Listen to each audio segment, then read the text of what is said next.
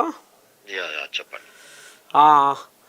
ఏంది గోషామాల్ కోల్యాగా ఒకటి లెంకలు కొడుతుంది, బీజేపీకి రైటర్ కాదు ఫైటర్ కావాలి అనేదానికి వస్తుంది.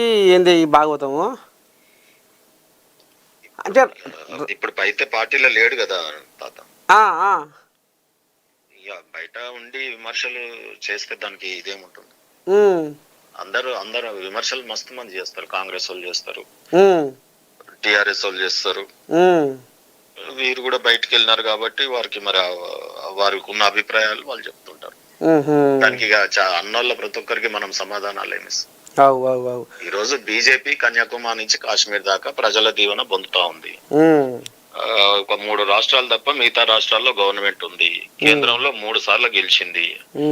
ఇక గన్ని కోట్ల మంది ప్రజలు మాట్లాడుతుంటే అందులో కొంతమంది ఈ రకంగా మాట్లాడుతుంటే మనం ఏమంటాం. మరి ఇప్పుడు ఈ కోళ్ళ మొత్తం పూర్తి కడవ జరిగినట్టేనా? ఇక మళ్ళీ ఏమన్నా ఆసన కొడుతుందా? ఏమన్నా వచ్చే ఆసన? ఇప్పుడు మీరే అంటున్నారు కొల్లాగానే.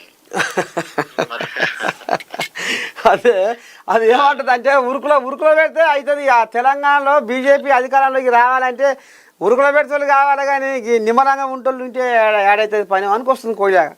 ఇప్పుడు కొల్లాగలకు రైతు జర ఎట్లా చెప్తే అట్లా ఇంటే పంట మంచిగా వస్తుంటది.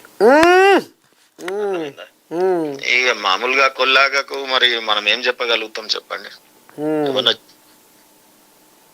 సో ఇది పెద్ద ఇష్యూ కాదు. ఇవన్నీ పార్టీకి ఇప్పుడు ఎంతసేపు మీకు కావాల్సింది ఏంటంటే వాళ్ళకి మాకు కొట్లాటలు, ఒకరికొకరికి కొట్లాటలు, నార్ద మార్షులు అయిపోయారు మీరు మీడియా అంతా. తాడు సీనే నా మీకే అసలు మరి నిజమా కాదా? మరి ఆ కోళ్ళగా గట్ల వెళ్ళబోసుకుంటుంది కాబట్టి. అంటే నారదుడేమో వీణ పట్టుకొని తిరిగేది, నువ్వేమో కట్టె పట్టుకొని తిరుగుతున్నావు.